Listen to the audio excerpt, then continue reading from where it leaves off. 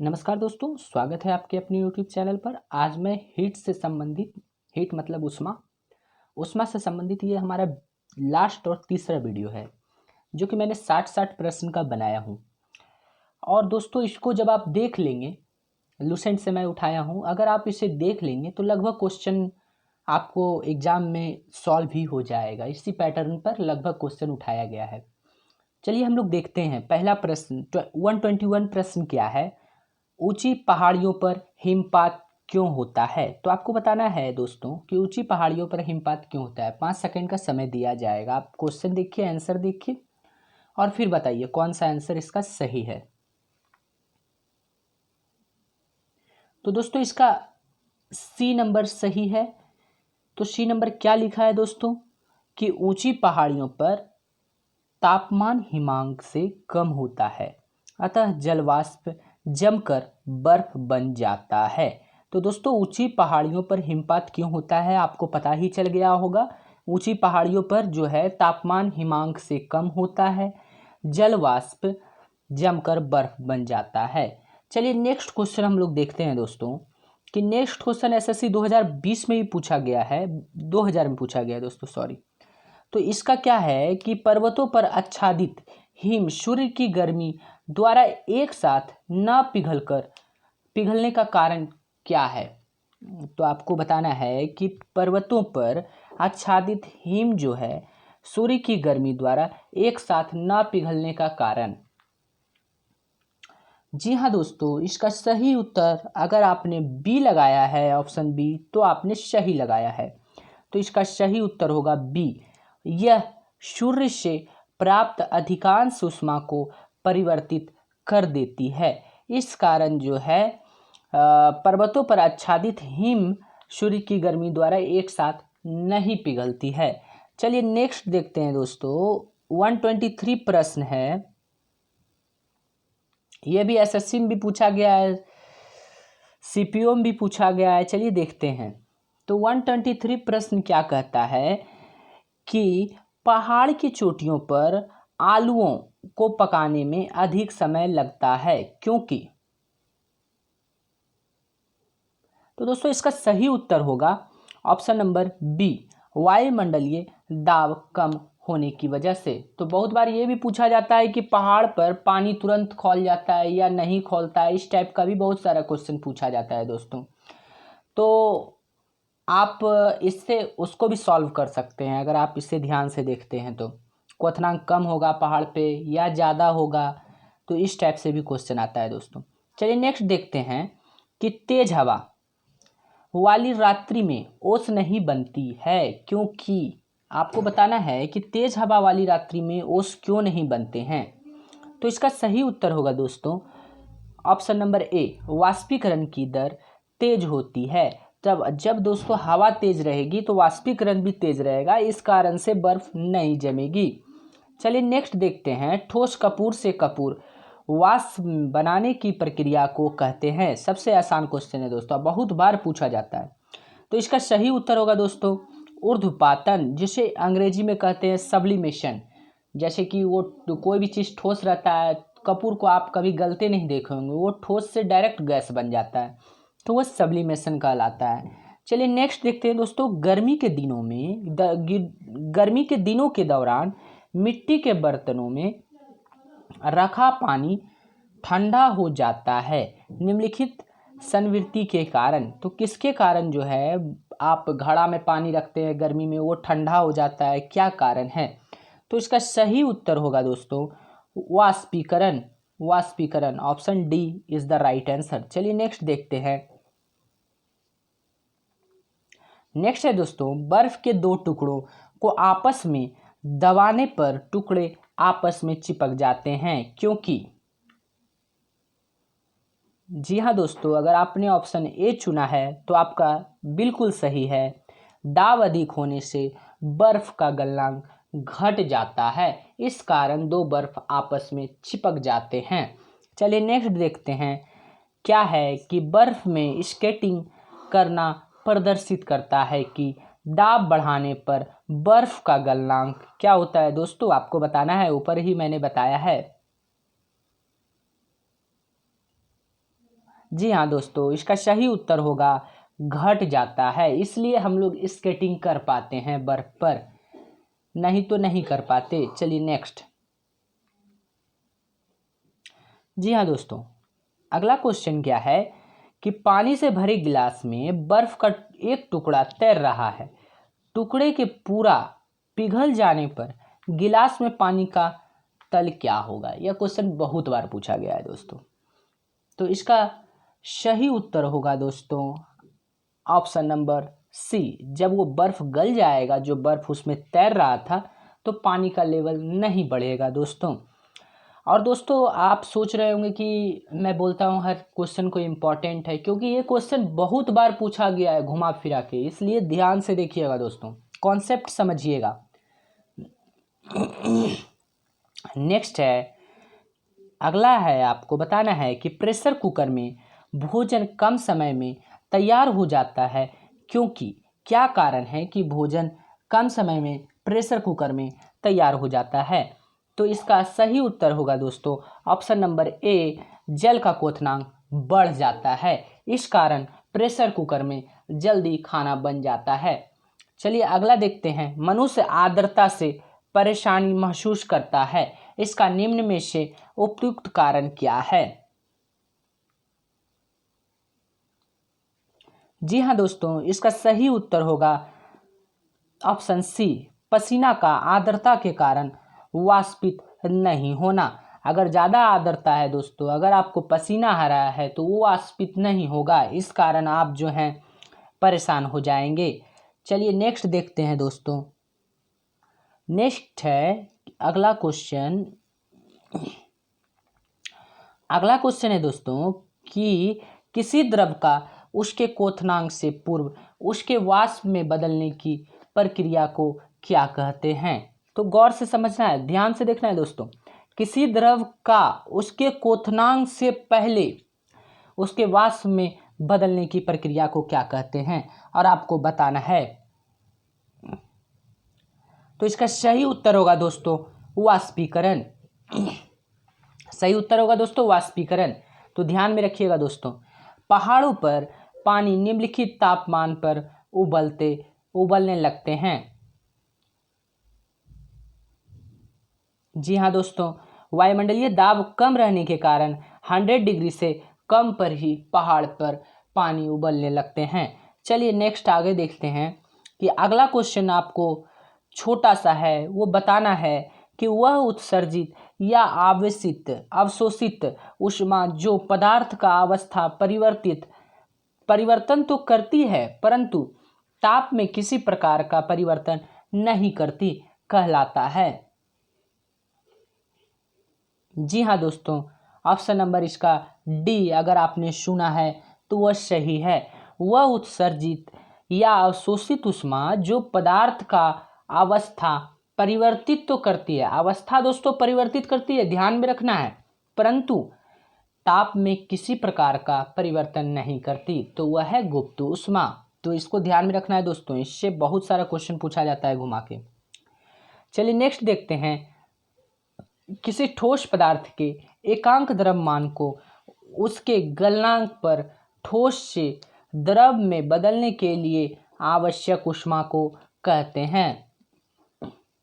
तो जी हाँ दोस्तों, इसका सही उत्तर होगा ठोस के गलन की गुप्त ऊष्मा कहते हैं। अगला देखते हैं दोस्तों, अगला है कि बर्फ के गलन की गुप्त ऊष्मा का मान होता है। जी हाँ दोस्तों, अगर आपने ऑप्शन सी चुना है तो आपका सी सही है, 80 CL ग्राम। ठीक है दोस्तों, 80 कैलोरी ग्राम पर ग्राम। तो ये बर्फ की गलन ऊष्मा होती है, गुप्त ऊष्मा होती है, सॉरी दोस्तों, गुप्त ऊष्मा का मान है। चलिए देखते हैं वाष्प की गुप्त ऊष्मा होती है। तो वाष्प की गुप्त ऊष्मा जो होती है दोस्तों वह है 536 कैलोरी पर ग्राम। चलिए नेक्स्ट देखते हैं दोस्तों, 536 option A is the right answer.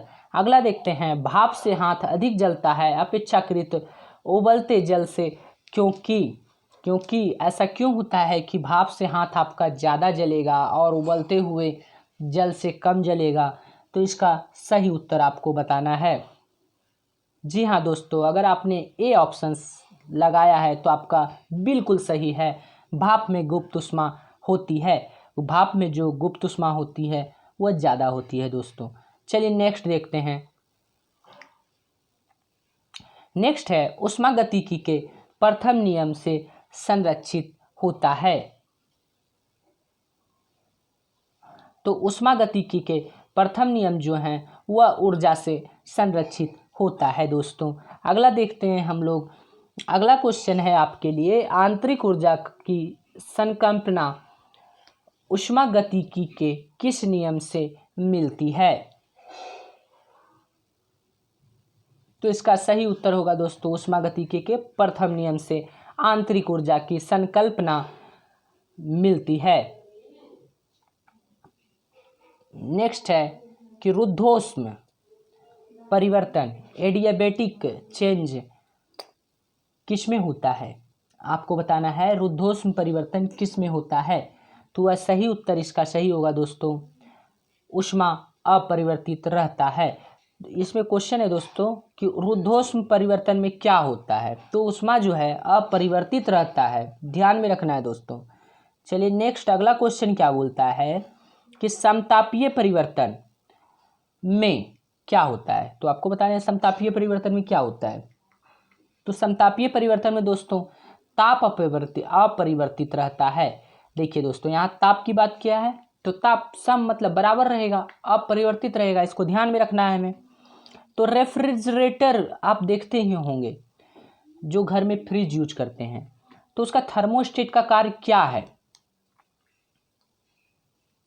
तो इसका सही उत्तर अगर आपने दोस्तों सी लगाया है तो आपका सही है, एक समान तापमान बनाए रखना दोस्तों, तापमान को बनाए रखता है थर्मोस्टेट। चलिए अगला क्वेश्चन है, ताप गतिकी का प्रथम नियम सामान्यतया किससे संबद्ध मामला है? जी हाँ दोस्तों, इसका सही उत्तर होगा ऑप्शन नंबर बी, ऊर्जा के संरक्षण नियम से।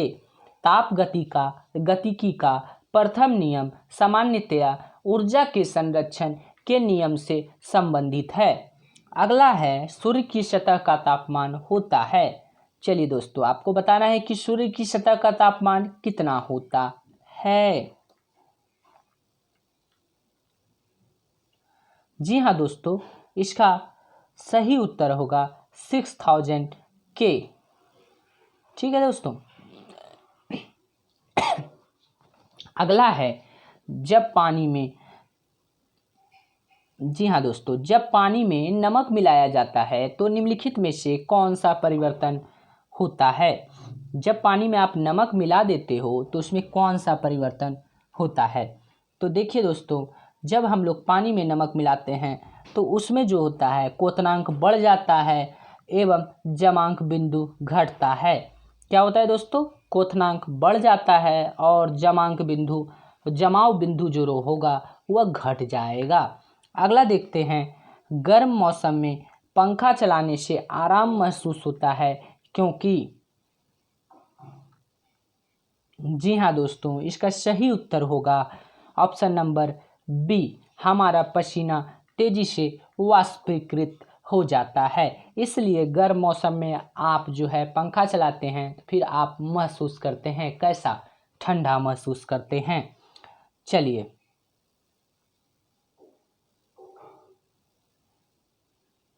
नेक्स्ट है कि कमरे को ठंडा किया जा सकता है। तो आपको बताना है दोस्तों कमरे को कैसे ठंडा आप करेंगे। तो इसका सही उत्तर होगा दोस्तों संपीड़ित गैस को छोड़ने से। संपीड़ित गैस को अगर आप छोड़ते हैं तो ठंडा क्या हो जाएगा, रूम कमरा जो है वह ठंडा हो जाएगा। अगला क्वेश्चन है 149, कोई पिंड ऊष्मा का सबसे अधिक अवशोषित करता है जब वह हो। ऑप्शन नंबर ए आपका सही है दोस्तों। काला और खुरदरा, आपको मैं पहले पिछली वीडियो में बताया था कि अगर काला कपड़ा पहन के आप सूर्य के प्रकाश में जाते हैं, उजला कपड़ा पहन के जाते हैं, दोनों में क्या फ़र्क है। तो उसी को ये सिर्फ आपको मोड ऑफ प्रश्न पूछने का जो मोड है इसका थोड़ा सा अंतर है, सेम क्वेश्चन है दोस्तों। अगली मैं बात करता हूँ दोस्तों कि यह क्वेश्चन पूछा गया है 2008 में भी, बहुत सारे एग्जाम में अभी भी पूछे जाते हैं। किस बिंदु पर फ़ारेनहाइट तापक्रम सेंटीग्रेड तापक्रम का 2 गुना होता है।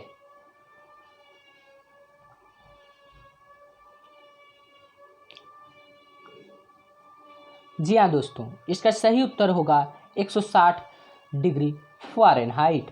अगला बात करते हैं, थर्मामीटरों में आमतौर पर पारद का प्रयोग किया जाता है, क्योंकि इसमें क्या होता है जो पारद का प्रयोग किया जाता है थर्मामीटर में। जी हाँ दोस्तों, इसका सही उत्तर है उच्च चालकता होने के कारण थर्मामीटर में चालक किसका प्रयोग किया जाता है, पारद का। अगला क्वेश्चन हम लोग देखते हैं दोस्तों कि अशुद्धियों के कारण द्रव का क्वथनांक क्या होता है। जी हाँ, अगर आपने सही चुना है दोस्तों ऑप्शन ए, तो आपका सही है कि अशुद्धि अगर डाल देंगे तो द्रव का क्वथनांक बढ़ जाएगा। अगला नेक्स्ट है दोस्तों 153 नंबर 153 नंबर, एक स्वस्थ मनुष्य के शरीर का ताप होता है। जी हाँ दोस्तों, इसका सही उत्तर होगा option number A 37 degree Celsius. अब चलिए अगला देखते हैं दोस्तों कि प्रेशर कुकर में खाना कम समय में पकता है, क्योंकि बताइए, ऊपर में भी मैंने बताया है। तो इसका सही उत्तर होगा दोस्तों ऑप्शन नंबर सी, अधिक दाब के कारण उबलते पानी का ताप बढ़ जाता है। दाब अधिक लगता है तो उबलते पानी का ताप बढ़ जाता है दोस्तों। अगला देखते हैं हम लोग कि किसी वस्तु की विशिष्ट ऊष्मा किस पर निर्भर करती है। जी हाँ दोस्तों, अगर ऑप्शन आपने ए चुना है तो आपका सही है। तो किसी वस्तु की विशिष्ट ऊष्मा जो है वह पिंड के द्रव पर निर्भर करती है। अगला देखते हैं दोस्तों, गर्मियों में सफ़ेद कपड़े पहनना आरामदेह है, क्योंकि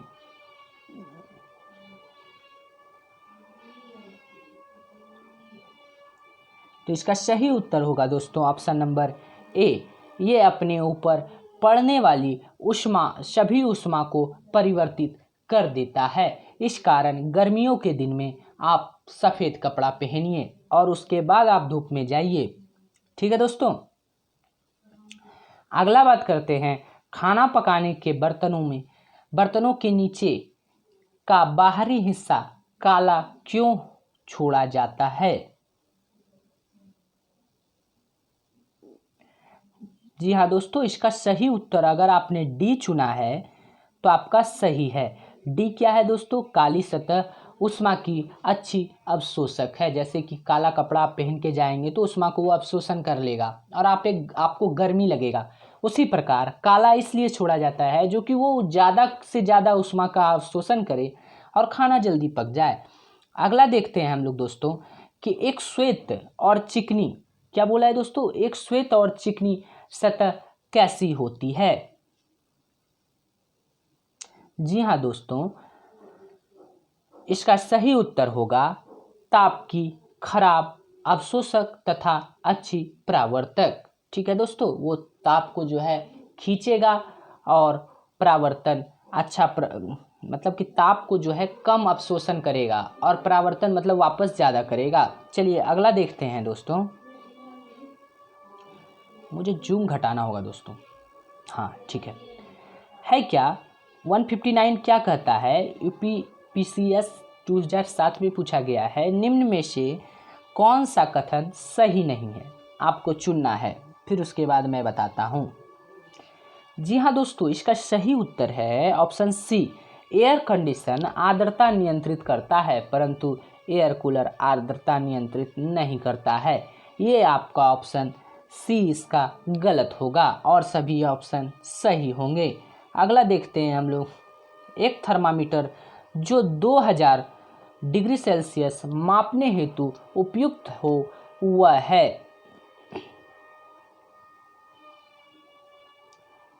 तो इसका सही उत्तर होगा दोस्तों पूर्ण विकिरण मीटर, पायरोमीटर। पायरोमीटर से हम 2000 से ऊपर माप सकते हैं दोस्तों विकिरण प्रक्रिया द्वारा।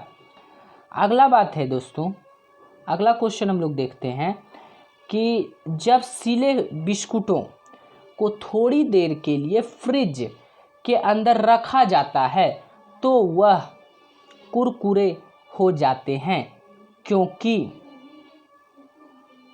ऐसा क्यों होते हैं?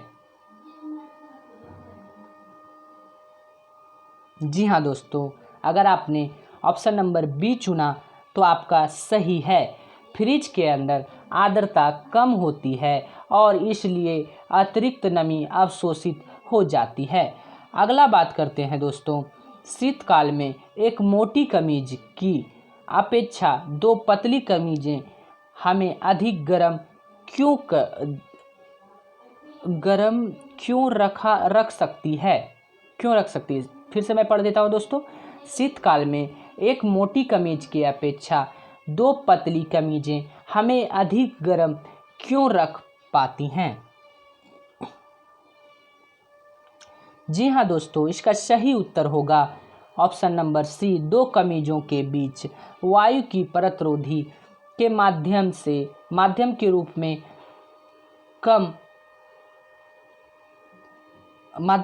में काम करती है।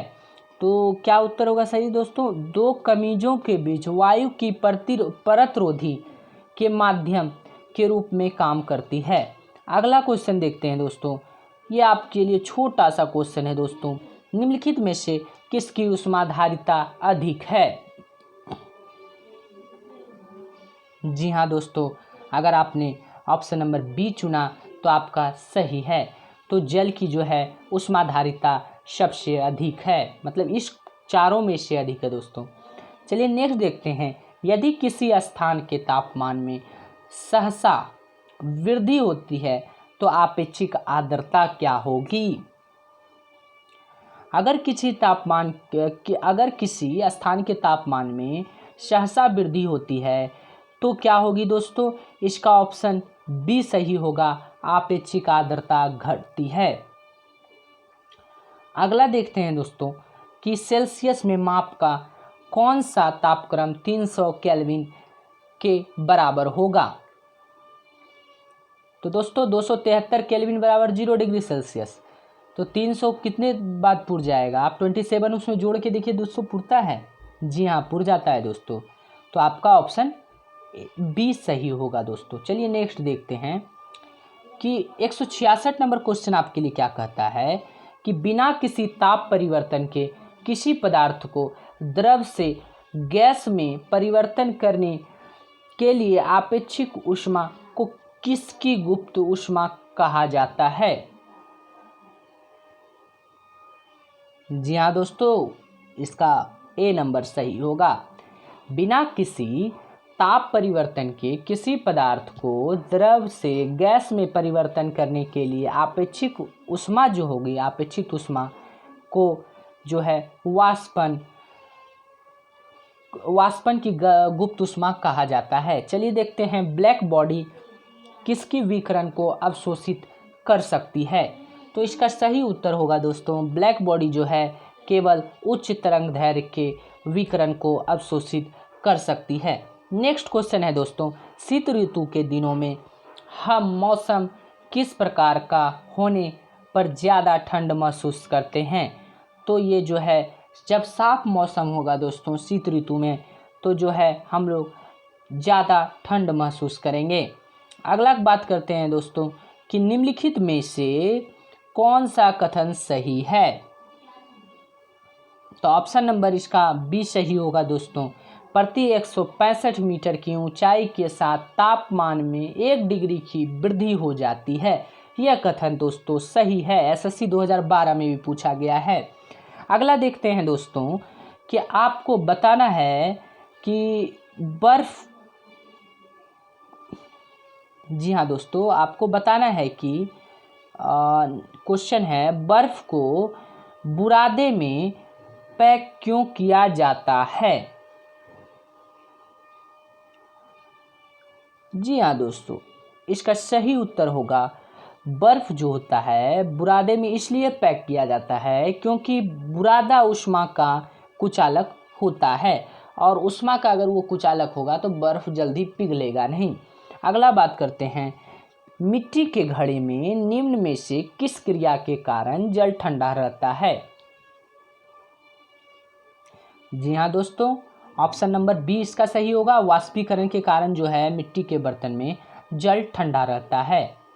अगला देखते हैं कि शीतलन की दर किस पर निर्भर करती है? जी हाँ दोस्तों, शीतलन की दर जो है बॉडी और उसके आसपास की चीज़ों के बीच तापमान में अंतर पर निर्भर करेगी। अगला है दोस्तों कि 173 नंबर क्वेश्चन, गैसों के दो विशिष्ट ताप इसके द्वारा संबंधित हैं। जी हाँ दोस्तों, इसका ऑप्शन ए सही होगा। ये फॉर्मूला है, आप बुक पढ़िएगा पता चल जाएगा, Cp - Cv = R/J। अगला देखते हैं दोस्तों कि लास्ट क्वेश्चन है ये मेरा पूरे सेट का हिट का, पसीना शरीर को ठंडा करता है क्योंकि पसीना जो है शरीर को ठंडा करता है, वाष्पीकरण के लिए गुप्त ऊष्मा की आवश्यकता होती है जो कि वो पूरा करता है।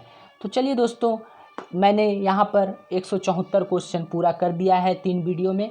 अगर आपको वीडियो अच्छा लगा हो तो दोस्तों लाइक एवं सब्सक्राइब जरूर कीजिएगा। अगर कोई आपका सुझाव हो तो मैं आपका सुझाव का वेट करूँगा। और दोस्तों आपने कितना सही किया ये भी मुझे कमेंट बॉक्स में ज़रूर बताइएगा। और आप लोग कम से कम एक लाइक ज़रूर कीजिएगा जिससे कि हमें पता चले कि मैं सही रास्ते पर जा रहा हूँ या नहीं। चलिए दोस्तों, धन्यवाद। मिलते हैं अगली वीडियो में।